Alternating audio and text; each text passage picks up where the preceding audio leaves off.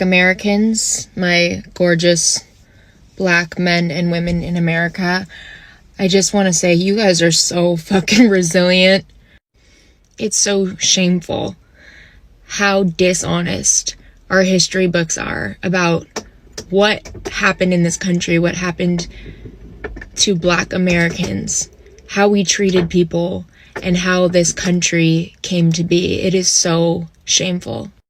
I finally am reading the 1619 Project. I've had it on my bookshelf for like a couple years, and I read a ton. And finally, I got into it, and it just... whew. The fact that when we wrote our Constitution, when white men wrote our Constitution and had the audacity to say that men are created equal, all men are created equal, while those same people writing those lines owned human beings, enslaved human beings, the hypocrisy is just fucking astounding. The way that these people are framed as heroes, despite the grotesque abuses that they committed, it is like insane and disgusting. And the fact that black Americans, even though they were treated like, there's no word. It's not, they weren't treated like animals. They were just absolutely fucking tortured for so long. And the fact that they believed in the ideals that were written in that Constitution, despite how they were treated for so long, and that they fought for this country to live up to those ideals, this country would not be anything. This country wouldn't be fuck shit without black Americans fighting nonstop for centuries, for generations, for equality. And we're not there. We're not even close. We're not there. Black Americans actually believe in democracy. They actually believe in equality. They actually believe in freedom. I just have to say it's remarkable. And black Americans are so strong. It's incredible. It is incredible how strong you guys are. I'm sorry I'm crying. It's just thinking about it all is just insane to me, what generations of black Americans have been through and what they continue to go through, and the gaslighting is just crazy. At the beginning of the 1619 Project, the author wrote that if we would only be honest about the history of this country, then we might have the opportunity to live up to the ideals that we claim are the foundation of our society. And we'll never live up to those ideals until we are honest about our history. And I just agree with that so much. I don't understand what everybody's so afraid of. Why are people so afraid to tell the truth about our history, about white supremacy, about whiteness? If this country ever wants to live up to the ideals that it claims it stands by, then we've got to tell the truth. I love my black Americans, and I totally understand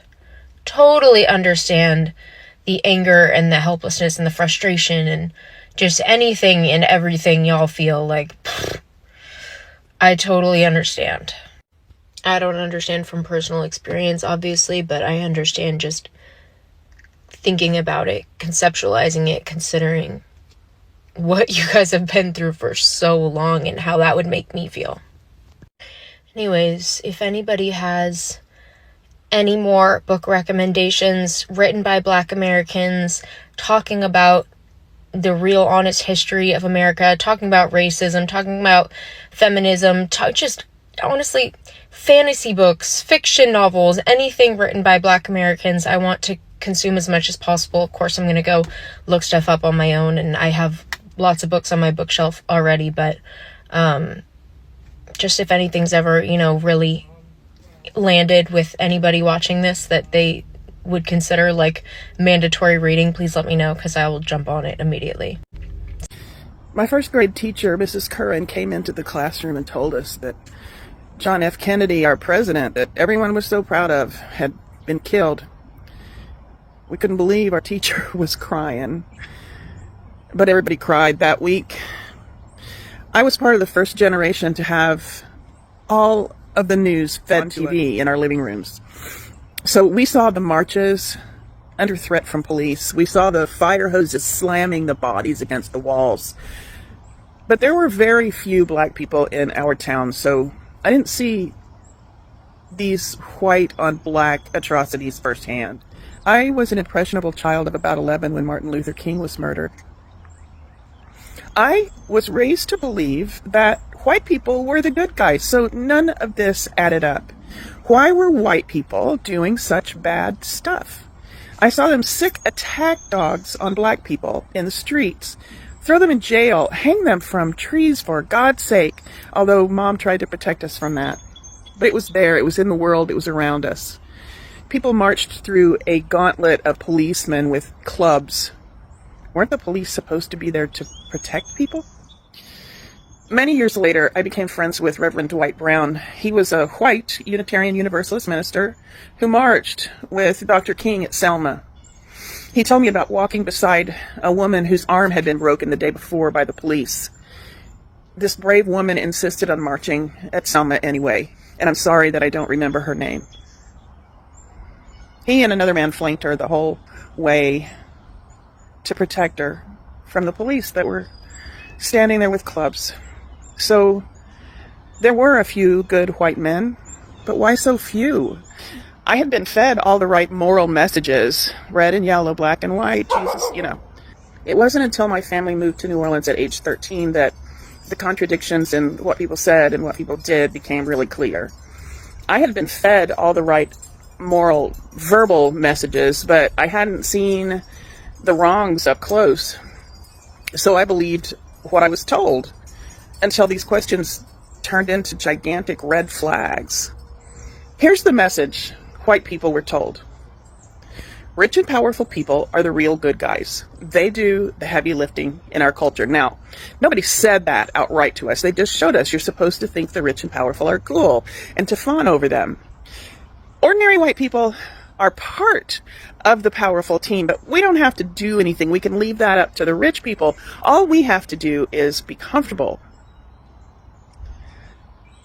And the thing that makes us most uncomfortable is how all these black people and immigrants and indigenous people keep messing things up for us and our close personal rich people who care so much about us.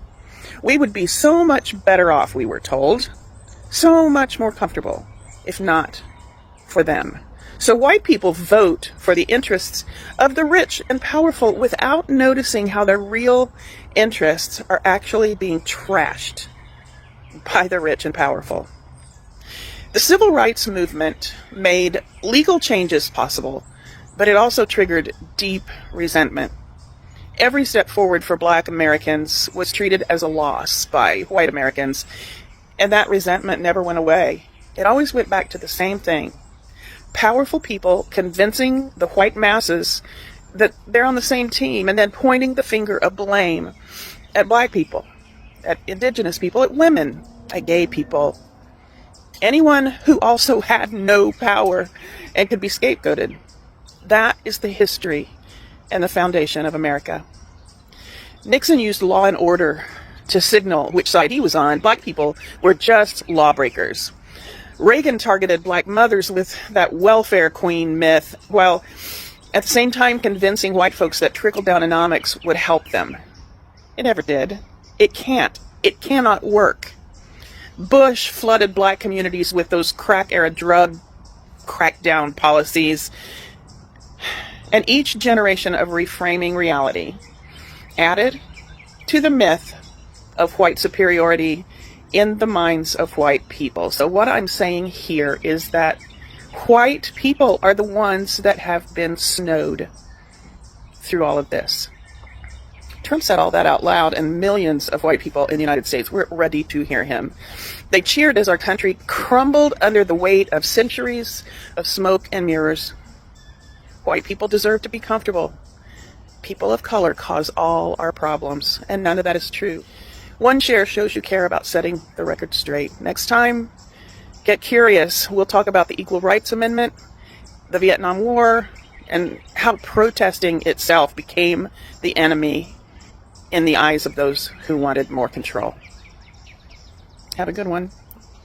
Well, God damn it. You know what I'm already sick of?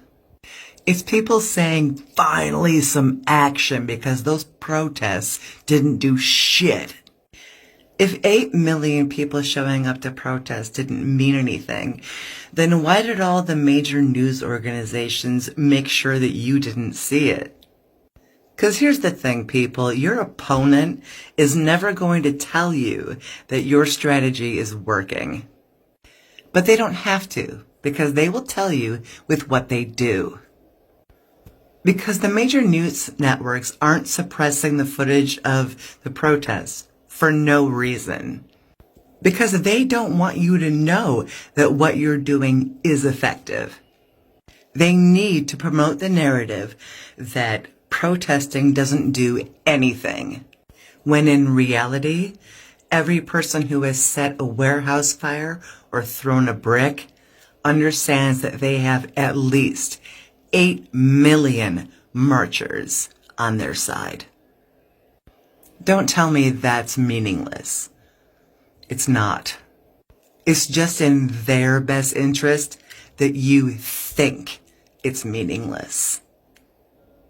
Boy, I started smiling so big when I saw this woke Asian female spit nothing but heat. I just want to say thank you. She hit the nail right on the head. For all the racist fucks that keep saying they have black fatigue, I think it's time we set the record straight. You don't have black fatigue, you have history fatigue. You're tired of being reminded that black people didn't just participate in the world, they were a huge part in shaping it. Every race and every culture has benefited from the sacrifices that black people have made. The civil rights movement didn't just open doors for black Americans, it expanded freedoms for everyone. And the shameful part is black people hardly, if ever, get the credit for it. Black people aren't just in music and sports. You guys need to get out more, okay? Black people are doctors, lawyers, pilots, judges, engineers, educators, innovators, and the list goes on. They hold up systems that people rely on daily while pretending that contribution doesn't exist. And no, this isn't pandering. This is lived experience. I grew up in an all-white neighborhood with very few black people and no other Asians. And at that time, the only culture that accepted me without question was the black culture. So when people talk about a world without black people, they expose how very little they understand about the world they already live in. Without black people, you don't get a world with less noise, you get a world with less creativity, less freedom, less culture, and less progress. If that truth exhausts you, it's not fatigue, it's discomfort with knowing how much you benefit from this world without acknowledging the source. Happy Black History Month. But the No Kings protest is just performative. It's not actually going to do anything. No. That's not entirely true, and I'll give you that yes, it is performative, but the reason to do performative things is to get attention. The way that dictators rise into power is they need the general public to believe that they have no power and that they shouldn't bother organizing because it's useless and they don't have any power to make change. They want us to believe we're all alone in our little bubbles, we have no community, and that we can't organize. But that's not true. This protest is shaping up to be one of the largest nationwide protests in American history, and that is powerful. That shows everyone, even if you're in a little blue dot in a hugely red state, might not be as red as you think when you get to your downtown and it's full of people that feel the same way that you do. Or even if they don't feel exactly the same way you do, you found common ground. That's powerful. We are here to show the government that we aren't just going to comply simply because you're telling us that we should, and that our voice deserves to be heard, and everybody that's in Congress works for us. So don't let the naysayers get into your head. This is going to be a powerful weekend. Is there going to be more work to be done? Sure. But this is the snowball effect. This is how it starts. This is how change begins. This is how we organize. I will not back down from this and turn away to ask hard-working Virginians to shoulder more of the costs when they are being pinched at the gas pump and at stores daily. The wealthiest corporations in the world should pay their fair share, just like small businesses and hardworking Virginians do every day. If don't start nothing, won't be nothing was a person, then Virginia State Senator L. Louise Lucas would be it. And if you've never heard of her, you are in for a treat. L. Louise Lucas is the most powerful black woman in Virginia politics. Not loud for show, not performative, strategic, blunt, clear about exactly what time it is. And right now, she is at the center of the fight that could shift control of the United States House of Representatives. Virginia just voted to redraw its congressional map, and that map could push the state toward overwhelming Democratic control, which means it could help decide who controls Congress following the midterms. So naturally, Republicans are outraged. The same Republicans who have been aggressively gerrymandering states like Texas because Trump wants to secure more seats and lock in his own power. But now it's unfair. Back in February, when this fight was heating up, Senator Lucas got on X and said exactly what needed to be said. And I quote, "You all started it and we finished it." Directed straight at Ted Cruz. No polish, no filter, no apology. Because Lucas is not interested in pretending this system is something it is not. She said it plainly. Y'all built this game. Now you mad we know how to play it too. And that's what this moment is really all about, y'all. Power. For years, black voters have been packed, stacked, and carved up to dilute our political influence. That was by design. But now, a black woman is sitting at the table with a pen in her hand, changing outcomes. And Republicans do not like it. Our redefine. The reason all of these red states are rushing to redistrict, it's because of this. Y'all remember us, the 92%. That's why they're rushing to the front, rushing to be the first ones to completely redistrict. Like in Tennessee, we're the only black congressional district. Y'all have seen me pull this out a million times. This is the 5th or 6th copy I have. It's because these numbers aren't to be trifled with. They're not to be played with. All the rest of y'all, these other demographic groups, they see that y'all can be manipulated. You can all be controlled through fear, through dangling that carrot of proximity to whiteness, right? And the American dream. Not us. They see how dedicated we are. They know they're about to be cooked in the midterms, and what they're trying to do is kneecap the Democratic Party. It's very simple. We really got a problem. The 92%, they have a problem with us. They can't have black women in leadership have more integrity. We see value in and feel good about being accountable to our community and to the people that we represent. Voting the way we do, we take a great deal of pride in it. We can't be controlled, we can't be remote control, and the GOP can't stand that, so they can't have us in leadership. That's why they're harassing and weaponizing the FBI to trump up charges on State Senator Louise Lucas. They want to keep us afraid. Want to try to intimidate us because they know they're going to be cooked in the midterms. That's why this is happening. Just in case anyone was wondering, and this has been your moment of truth and clarity from black women of the 92%. I'm often asked the question, why do you care about injustices perpetuated against black people in America? And why do you speak and write about these issues so frequently? My answer is that we would all do well to care about what happens to our fellow citizens, because what happens to one impacts the lives of all of us eventually. Certainly, black people don't need me to address these issues, as there are far more competent leaders and voices within the black community that do a far better job. But I need to speak up for my own sake. I need to speak up and continue to address the residual racism that hinders my heart from the compassion and empathy that is necessary in our world. If the United States of America is my home, which it is, and I love my nation, then I know that we can all do better in understanding one another. To this end, I continue to write and speak out about these issues. Racism and discrimination are deeply ingrained issues in America, and the mistreatment of black people is a critical issue that needs to be addressed by everyone, not just black individuals or communities. It is imperative for white people to care about the mistreatment of black people in America for several reasons. First of all, recognizing the mistreatment of black people is a fundamental step towards combating racism and creating a more equitable and just society. Racism and discrimination have a profound impact on the lives of black individuals, causing them to experience numerous disadvantages, including lower economic opportunities, unequal treatment in the criminal justice system, and reduced access to quality health care. By acknowledging the existence of these disparities and the systemic factors that contribute to them, white people can help to create the conditions necessary to dismantle racism and discrimination. Addressing the mistreatment of black people is not only a moral obligation, but a civic responsibility. As citizens, it is our responsibility to work towards creating a society that is equitable, just, and inclusive. This requires recognizing and combating the systemic factors that contribute to the mistreatment of black people. By ignoring this issue, white people are not fulfilling their civic responsibilities and are perpetuating the harm that is inflicted on black individuals. As we have witnessed with the murder of George Floyd and most recently the beating death of Tyree Nichols, the mistreatment of black people impacts all members of society regardless of race. Racism and discrimination undermine the fabric of society by dividing communities and promoting mistrust and hatred. When black individuals are mistreated, it creates an environment in which fear, mistrust, and hatred can flourish, eroding the social cohesion that is necessary for a healthy and thriving society. This has an impact on everyone, regardless of race. The mistreatment of black people is an issue that has deep roots in American society. From slavery to segregation and the ongoing impact of systemic racism, the mistreatment of black people is not a new issue. By acknowledging the history of racism and discrimination in America, white people can understand the root causes of these current disparities experienced by black people and take the necessary steps to address them. This is why I speak up.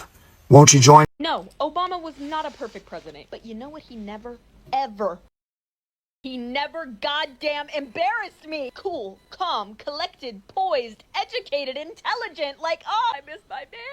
Okay, I know the last thing the internet needs is another white woman crying. But let me tell you, I just rewatched Becoming, Michelle Obama's documentary. And goddamn, I just miss the Obamas so much. I just miss them. And I miss feeling hope. I miss feeling hopeful. And I know it's an excellent reminder that there is hope still. And that we are stronger together. But goddamn, I fucking miss the Obamas. Oh, shit. All right, I just watched a fairly long video of Barack Obama and Mom Donnie with those kids. Red nose, been blowing my nose. It made me cry. Unexpectedly. First of all, those videos are circulating. Please watch them. They are delightful and pure. They're so pure. And Barack Obama and Mom Donnie are so good with the kids. And the kids are so adorable. And the best thing about kids is that they don't care about famous people. And they say whatever they want. And it's perfect. And because Barack Obama and Mom Donnie aren't malignant narcissists like our president, they laughed and thought the kids were adorable and hilarious. And I was just thinking, like, I saw a clip of Trump on Easter talking to kids, which I think he shouldn't be around any children ever, by the way. And the clip I saw was of him asking them some form of, this is paraphrasing, but do you guys know anyone who voted for Kamala Harris? Because that was a really bad idea. To like 5-year-olds, because of course that's what he did. And he had the Easter bunny standing behind him.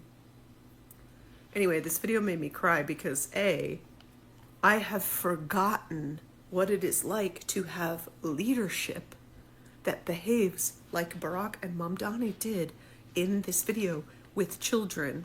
This was a child care center in the Bronx. It was so precious and so funny and so sweet.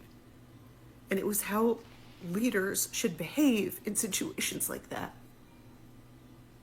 And I miss that. There's like a huge hole. Anyway, if you see the videos, you need to watch them because they will make you feel good. I mean, also sad because we don't have that right now. in the president, and his entire cabinet. But anyway, they are heartwarming and wonderful. I just watched a TikTok reel of just like a montage of Obama being nice. And I cried because there's like 20 clips of him just being cute with kids, like coming into Chicago to some school, calling himself Skitty Santa and giving out presents. Him meeting this little Superman and he falls down. He's like, oh my God, you're so strong. Do we have that with our current president? I feel like every clip I see of him is just showing off something that he's working on. The ballroom, and now cleaning some pool that doesn't need to be cleaned. Why Hello brothers and sisters, welcome back to the channel. I'm hoping that you are doing great from wherever you're watching this video from. As you know, I'm your host and presenter Civic Stories. Now, there's something that is currently going on, and I think there is realization that is going on, especially amongst white people, when they get to look at the type of leadership that they are currently having, and trying to compare it with what Barack Obama gave them, the foundation that Barack Obama built. This is a legacy that no one has ever dared break. It is a legacy that will still live with Americans. We are going to see white Americans confessing how they miss Barack Obama and how they need black leadership, especially after testing the regime of Barack Obama. People came to realize that Barack Obama did a lot for Americans, and he was just a human being outside being the president of the United States. Honestly, as a person, I saw those clips where Obama did some things that touched the hearts of Americans. He was a person who was outspoken. He was a person with no ego. He was a person that wanted good for everyone. But because of racism, people voted for Mr. Donald Trump. Yeah, I know Donald Trump wasn't running against Barack Obama, but he was running against Kamala Harris. Now, there's so many times that white Americans have been given a chance to run the United States. People have succumbed to the same problem. But something was different when it was the president, Barack Obama, the president of the United States. When he was in the president, you could definitely see how he solved geopolitical issues amicably, especially its case with Iran, Iraq, and all these other geopolitical factors that happened, and how we all get to see how they happened. We saw the way Barack Obama solved problems. We saw the way Barack Obama solved issues. And indeed, I think it's safe to say that Barack Obama was a better, even much more better president, and the services that he's offering even much more better than what Trump is offering. So brothers and sisters, what you're going to see in this video, we are going to see white people coming out explaining how they miss Barack Obama, explaining how they are having a nostalgia on how Barack Obama used to run things, how Barack Obama was a perfect president for America, and how they still miss him even right now. This is something that they are seeing after making a wrong decision. But brothers and sisters, let's watch the video, and then I'll be back. I'll be offering my 2 cents in regards to this. And for those who are watching me for the first time, you know, I'm your host and presenter Civic Stories. So let's watch the video. I'll be back with my thoughts and commentaries in regards to this. I feel like my grandpa? Back in my day, we had a president that cared about people. See, y'all should have never gave me the confidence. I mean, here we go, 3rd video of the day. I just wanted to say, me and my coworkers, some of my coworkers, we miss Obama. Fuck the Democrat versus... That man knew how to address people, knew how to pronounce things, knew how to, you know, articulate himself in a professional, presidential manner. You know, I just wanted to tell y'all we miss Obama. This shit's sad. Really, it feels like... Y'all know what it feels like. It's crazy out here. Let me know if y'all miss Obama. I know y'all do. Miss Obama so much. We had it so good. Was Obama the perfect president? No, not by any means. Each president has had their faults. But Jesus Christ. I grew up with Obama in office, okay? Obama was in office from 2008 to 2016. That's my entire, teen life, okay? Y'all ever seen The Crown? You know that moment on one of the first few episodes of season 1 in The Crown after the king dies? And, Winston Churchill is giving his, basically his speech over the radio. There's a part where he talks about growing up in the August summers of Queen Victoria, and I'm just like, you know what? That's how I feel about Obama right now. It was a beautiful time. I was still able to go back and forth from Mexico. Getting a passport was $25. Gas was $2.50, maybe $3 sometimes. I'll admit, gas was expensive, I'm not gonna lie, but Lord, everything else wasn't. At that time, ramen was less than 25 cents. I know I said I wanted to grow up, but I'm tired of this, Grandpa, and I know it's too damn bad, but... I did not appreciate the Barack Obama presidency enough between the ages of 7 and 15, because God, I miss Obama. I just miss, having a normal dude in the White House. Even if you disagreed with his politics, you could understand that he was an upstanding person and a good guy. At the same time, he had this impenetrable, unrelenting aura around him.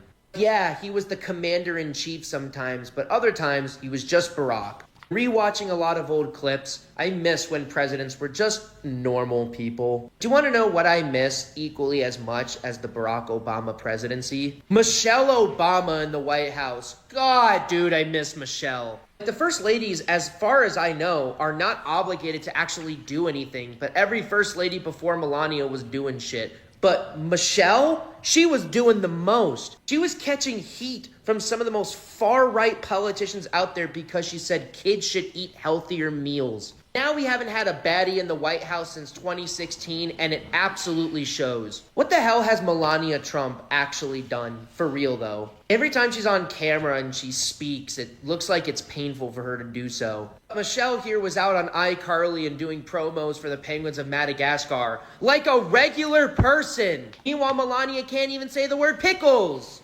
It's weird. Even if they weren't in politics, Barack and Michelle would be such a power couple, man. They both have this no-nonsense swagger and aura about them, but at the same time, they're just so fun. I miss having them around. Come home, Obama. The babysitter is weird. I genuinely miss Obama being president. I miss Obama being president. He was the first president that I ever voted for. I am going to be 33 years old this year, so I think I was 18 or 19 for his second term. Anyways, I digress. I just wanted to give you guys a list of things. Okay. I know you guys like to think Trump is just the greatest thing to happen to the United States since sliced bread, but you can never sit and explain, fact by fact about what makes him great. So I did a little list of things that collectively affect United States citizens good, well, whatever you want to call it. Number 1, in 2009, Barack Obama did the American Recover Act. This was what he did to pull the United States out of an 8-year-long recession caused by George W. Bush. Okay, moving on. He also signed the Paris Climate Agreement, meaning he was the first president to do something actively to address and combat climate change. I know you guys don't believe in science, but we're going to clap anyway because it's real. He is widely accredited for ending the war in Iraq, the war that we shouldn't have been in the first place, but George Bush is a warmonger. Also, Barack Obama signed the Affordable Health Care Act. This gave insurance access to millions of Americans, and it also meant that children under the age of, whenever they turned 18, they weren't automatically kicked off their parents' insurance. They were able to stay on until they were 26, which makes a huge difference for college-age children, right? Student loan reform. Barack Obama increased the amount of Pell Grant that a lot of people literally need and have to go to college. He also signed in where whenever you have a